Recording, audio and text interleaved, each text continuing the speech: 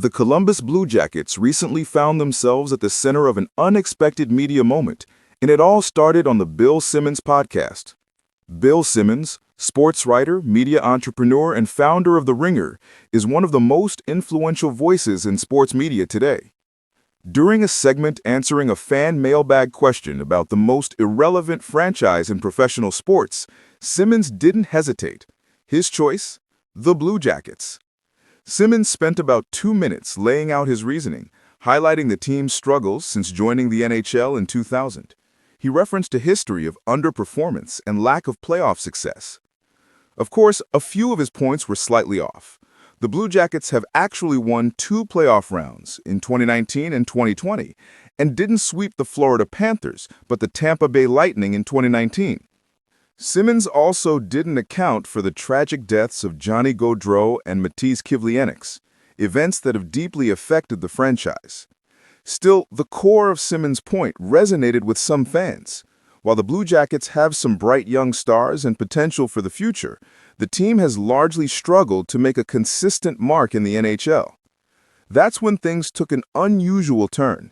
Instead of letting the podcast segment pass, the Blue Jackets' social media team decided to respond. The team replied to a tweet from Awful Announcing, covering Simmons' comments, and their response included a reference to Grantland, Simmons' now-defunct sports website that closed in 2015.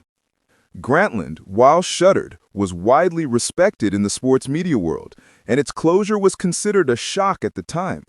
The Blue Jackets' jab was intended as a comeback, a playful dig at Simmons' past, but instead of landing as a clever burn, it came across as oddly outdated and a little desperate. Simmons has gone on to massive success with The Ringer, as well as projects with HBO and Spotify, making the joke feel more like a low blow than a witty retort.